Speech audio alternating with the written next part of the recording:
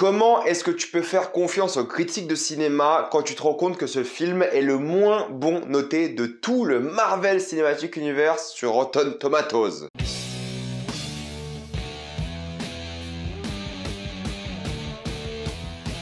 Les Éternels. Comme d'habitude, jusqu'à la minute indiquée dans le titre de la vidéo, il n'y aura pas de spoilers, comme c'est tranquille, après on va tout spoiler. Les Éternels est l'histoire de plusieurs entités cosmiques qui ressemblent à des humains qui arrivent sur Terre pour la protéger pendant des millénaires, tout ça en n'intervenant jamais dans les problèmes de l'humanité. Cela fait quelques semaines que les scores Rotten Tomatoes sont disponibles pour le film The Eternals, Les Éternels, et c'est vrai que c'est les moins bons scores de toute la saga Marvel Cinematic Universe, moins bons qu'un Hulk ou un Thor 2 pour vous dire. C'est vraiment le film le moins bien noté tellement qu'il est devenu Rotten. Pour ceux qui savent pas comment le site américain Rotten Tomatoes fonctionne, en fait c'est simple. Ils font une sorte de moyenne des notes des critiques américains et au lieu de prendre vraiment le score moyen donné par tous les critiques comme sur Metacritic, Metacritic c'est vraiment la moyenne des scores. Ce qu'ils font sur Rotten Tomatoes, c'est qu'en fait si un score est supérieur à 6 sur 10, il est considéré comme fresh et ils font la moyenne de tous les scores fresh. Là, Eternals est à 59%, ce qui veut dire que 59% des critiques ont au moins donné la note de 6 sur 10. Ça veut dire qu'au moins 59% des critiques ont apprécié le film, grosso modo. Et c'est le premier film qui passe en dessous de la barre des 60% pour Marvel, donc il a un score de Rotten, donc tomate pourrie, grosso modo. Et je n'arrive pas à comprendre comment cela est possible, faut avoir de la merde dans les yeux, je ne comprends pas. Je suis désolé, hein, je m'énerve parce que j'ai trouvé ce film incroyable. C'est Chloé Zhao qui réalise le film, elle vient de gagner un Oscar pour Nomadland, l'Oscar de la meilleure réalisatrice. Son film a aussi gagné l'Oscar du meilleur film. Nomadland, moi c'est un film que j'ai apprécié, vraiment très cool. Et là, elle a fait un film Marvel. Donc forcément, les attentes étaient assez hautes, car c'est tout le temps le truc qu'on critique à propos de Marvel. La mise en scène est toujours pareille, il n'y a pas d'originalité, pas de créativité. Et là, franchement, c'est le premier vrai film de Marvel. Ce que je veux dire par là, c'est que c'est clairement le premier film qui tient en tant que film de cinéma, d'après moi. Il y a une mise en scène, il y a une cinématographie vraiment très belle, il y a un vrai scénario, des vrais personnages, des vraies évolutions, il y a des scènes vraiment émouvantes, c'est assez anti-Marvel, j'ai envie de dire. C'est peut-être pour ça que les critiques n'aiment pas ce film. C'est 2h37 et il y a quasiment pas d'action. Il y a beaucoup de passages où il y a que les personnages qui se parlent. C'est peut-être pour ça que les gens vont détester aussi, mais je pense que les gens vont apprécier le film. Et les scènes d'action sont souvent les scènes les moins intéressantes du film, sauf peut-être la fin, où là, il y a un vrai impact émotionnel. Les Éternels, c'est encore un pari risqué à la part de Marvel, car ils reprennent des personnages que quasiment personne connaît. C'est pas des BD spécialement connus du grand public, mais ils l'ont fait avec succès précédemment. Et là, tu sors les Éternels, et ça ressemble plus à un film Justice League, mais bien,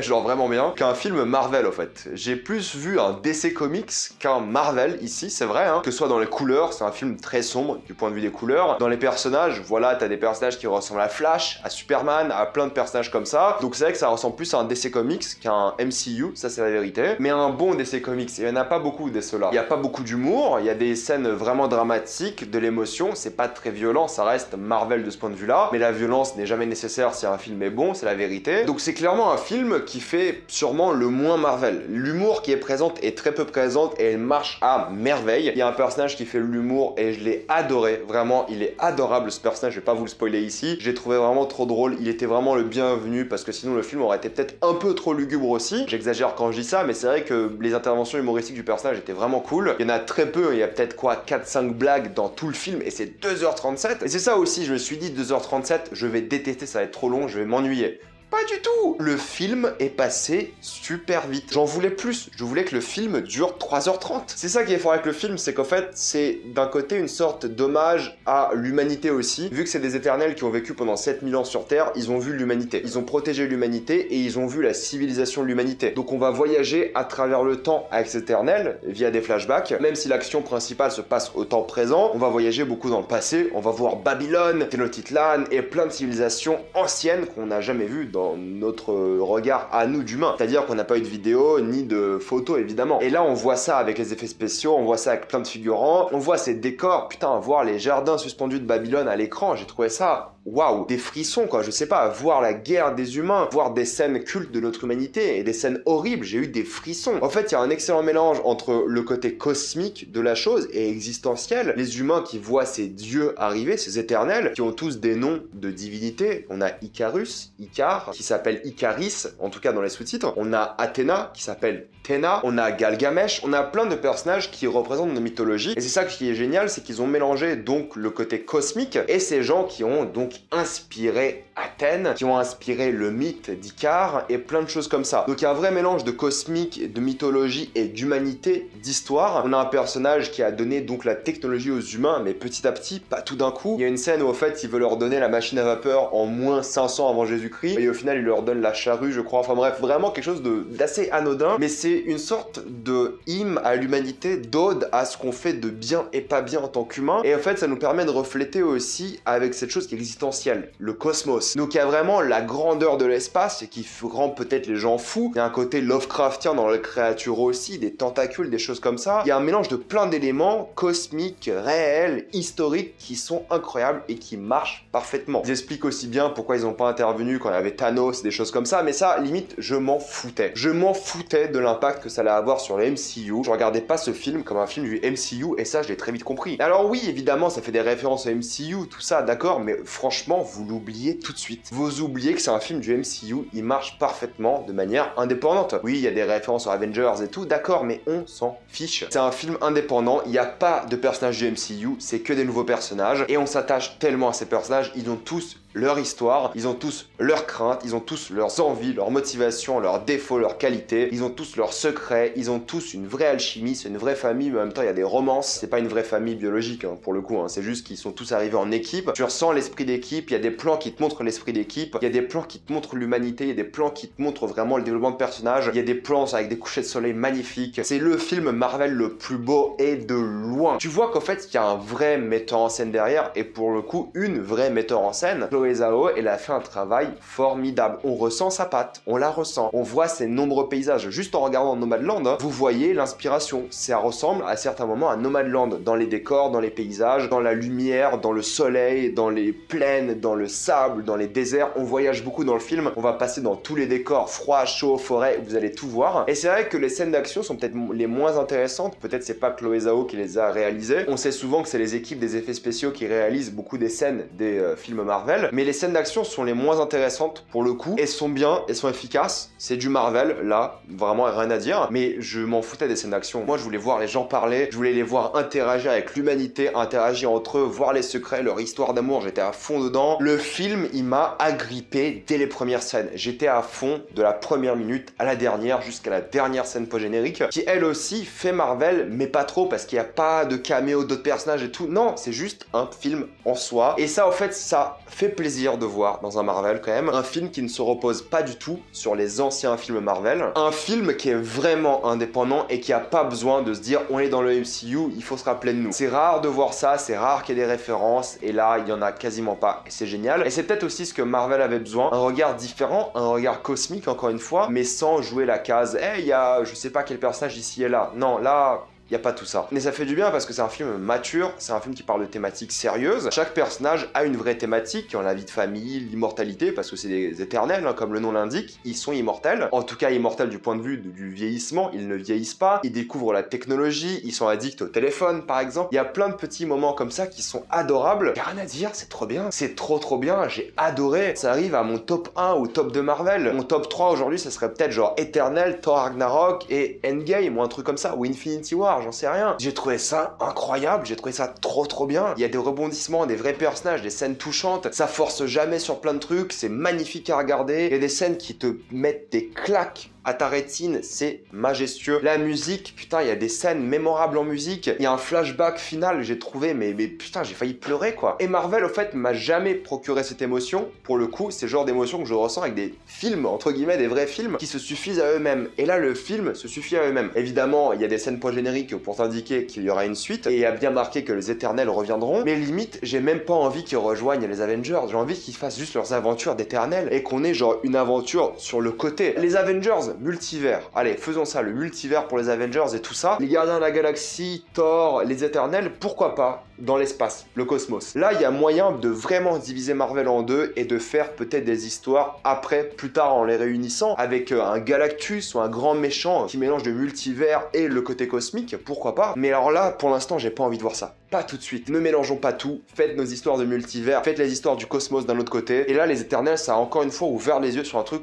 que Marvel sait trop bien faire. Et étendre un univers, en créer un. Putain, ils sont trop forts. Pour conclure, Les Éternels est sûrement l'un des plus grands films du MCU, l'un des meilleurs. En tout cas, la mise en scène, c'est de loin le meilleur. C'est le film le mieux réalisé. Il y a des idées de mise en scène quand même à pas mal de moments, même s'il n'y a rien de, on va dire, surprenant, de fou. Tu vois qu'il y a quand même une vraie réalisatrice derrière. Tu vois qu'il y a une artiste derrière ce film. La musique, la photographie, les plans sont géniaux. Peut-être les scènes d'action, j'ai un peu de mal. C'est peut-être le seul défaut que j'ai à faire à ce film. Mais le rythme, 2h37, vous n'allez pas les voir passer. Hein. Je vous préviens, ça va aller super vite. Hein. Il y a des rebondissements, vous allez les adorer. Vous allez adorer l'histoire de l'humanité, les thématiques et tout. C'est super. Il n'y a rien à dire. Pour moi, c'est une véritable claque. C'est un vrai choc. Et fuck les critiques, ne les écoutons pas. Ils ont dit n'importe quoi. Il faut y aller fièrement et se dire que vous allez vivre une vraie expérience parce que c'est le cas. Je crierai peut-être pas au chef-d'œuvre, mais alors croyez-moi, dès qu'il sort, c'est 4K Blu-ray tout de suite et je me l'enfile. Je vais retourner le voir au cinéma parce que j'ai envie de revivre ce moment-là parce qu'il était incroyable. C'est un film que je peux conseiller à tout le monde. Que vous aimiez les films, voilà, peut-être indépendants, d'auteurs, que vous aimiez les gros blockbusters, les films d'action ou juste que vous aimiez voir un film de temps en temps. C'est un film pour tout le monde et j'ai peur qu'il bide quand même ce film et qu'il veuille mélanger tout ça avec d'autres propriétés Marvel pour ramener un peu voilà de l'audience. Il faut aller voir ce film, il faut le soutenir parce que c'est une véritable claque et j'ai adoré. Donc foncez tous voir ce film car il est clairement fait pour tout le monde. À partir de maintenant, attention, on va spoiler. Sérieusement, voir les jardins suspendus, voir justement le début de la colonisation et Druig qui intervient, qui se dit non, il faut que j'arrête ça et qui devient une sorte de dieu, qui crée une sorte de culte, mais qui s'est quand même retenu parce que finalement les humains sans leurs défauts ne sont pas réellement humains. Et ça que j'aime beaucoup, c'est qu'il a vu les débuts de la méchanceté humaine, il a vu voilà la colonisation, il s'est dit il faut que je mette un terme à ça, et il a décidé de vivre en autarcie, il s'est dit voilà je vais faire mon petit village avec mes humains et puis basta. Les humains quand ils sont pas rivaux, quand il n'y a pas d'autres civilisations qui se font du mal, là oui, l'humanité est belle. Et du coup, il est en autarcie avec ces gens-là et il vit une belle vie. Jusqu'à ce que, évidemment, les déviants reviennent. Les déviants, j'ai adoré aussi. Ce déviant qui commence à avoir une personnalité, qui commence à lui aussi avoir une crise existentielle, qui se rend compte de qui il est réellement, qui se remet en perspective, qui se rend compte qu'en fait, lui et les Éternels sont juste des enfants maudits. Il a une vraie crise de conscience existentielle. Il se rend compte que sa vie est inutile. Et c'est le cas de tous les Éternels. Ils ont été fabriqués. Ils ont perdu leur identité quand ils apprennent cela et c'est dur pour eux. Et le design du déviant final, j'ai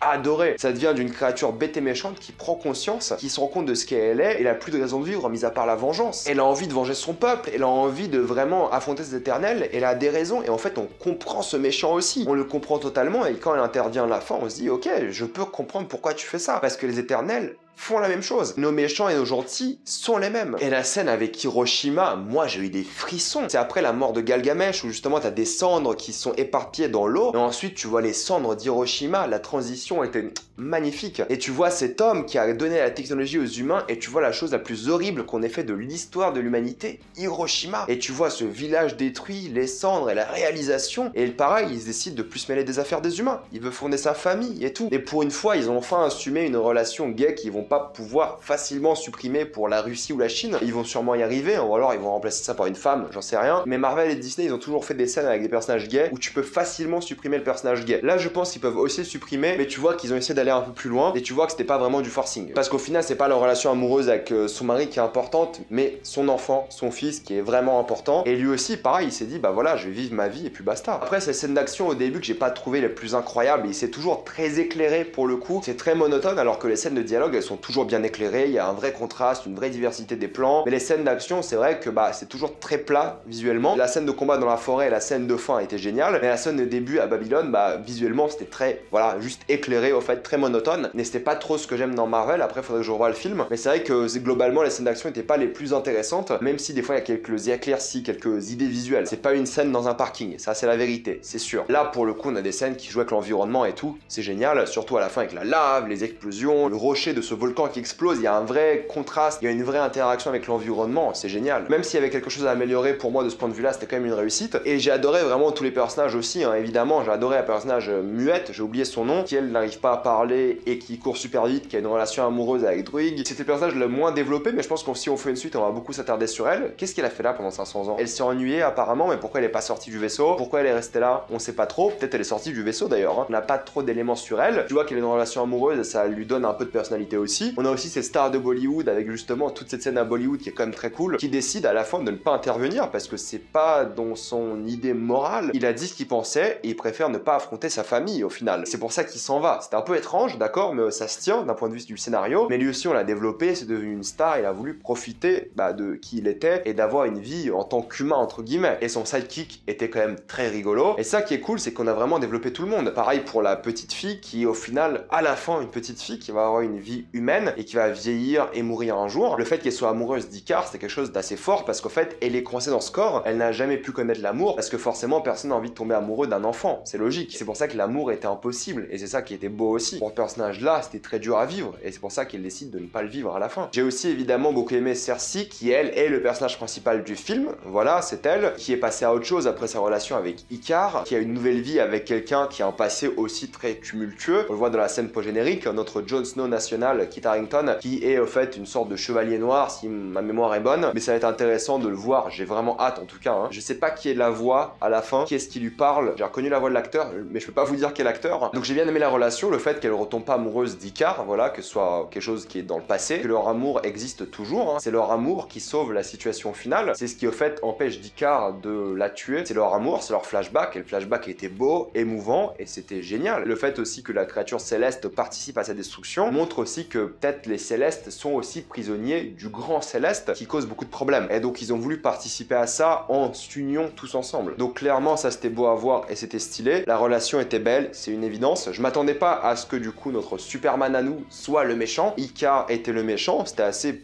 peu prévisible de ma part, enfin je l'ai pas vu venir en tout cas, je savais qu'il était pas trop d'accord mais je pense pas que c'était le méchant, et on a enfin vu un Superman méchant, mais vraiment pendant un long moment. Clairement c'était super stylé, le combat de fin était vraiment plein d'émotions, était vraiment bien foutu, c'était pas que des effets spéciaux bêtes et méchants, je sentais bien les implications entre les personnages, et vu qu'ils ont bien développé ce personnage là, tu sentais l'émotion, tu sentais vraiment leur intrigue, leur histoire s'entremêler, et au fait la scène finale était émouvante, alors que tu les connais depuis 2 heures ces personnages. Pour Marvel, avoir des scènes émouvantes, il faut plusieurs films, et là au bout de 2 heures t'as des scènes émouvantes. Et la fin est géniale avec justement le céleste primordial qui arrive et l'humanité qui voit ça pour remettre encore une fois le côté cosmique existentiel de la chose devant leur nez. C'était stylé. Et c'est rare d'avoir un film Marvel qui finit en cliffhanger dans le film et pas en scène post-générique. Vous l'avez compris, j'ai adoré Les Éternels, une grosse claque pour moi, rien à dire, un véritable kiff. J'ai trop hâte de voir la suite. J'ai aussi adoré l'introduction de Star Fox, qu'il était stylé, putain, on le voit 2 secondes et tu sais déjà qu'il va être super stylé. J'ai vraiment adoré tous les acteurs, tout le monde a fait un bon taf et tout, le charisme de tout le monde, rien à dire, super. Et la mort d'Icar, vraiment, elle m'a touché. Moi je pensais qu'on allait avoir un flashback avec comment le mythe d'Icar a été créé pour les humains, mais au fait non, le mythe d'Icar, on le voit à la fin, il vole vers le soleil, et c'était beau parce que je m'attendais pas à ça. Tu dis Icarus,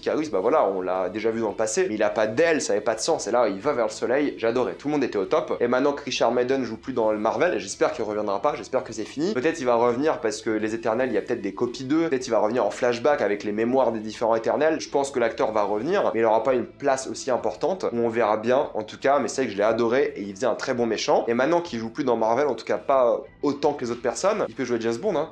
Il peut jouer James Bond. Je vais m'arrêter là, peut-être je vais en faire une vidéo ce week-end après que tout le monde ait vu le film, qu'on en discute, qu'on parle des commentaires, parce que oui, je vais vous demander de mettre vos commentaires en bas ici dans la vidéo pour que je puisse y répondre dans une prochaine vidéo. Mettez-moi votre avis concernant ce film, avez-vous adoré ou détesté tout ça dans les commentaires. Comme d'habitude, pensez à vous abonner à la chaîne pour plus de vidéos, mettez un j'aime et partagez cette vidéo, ça aide beaucoup la chaîne. Si vous voulez soutenir la chaîne, devenez membre soutien sur YouTube, suivez-moi sur tous mes réseaux, et moi je vous dis à la prochaine fois, salut à tous.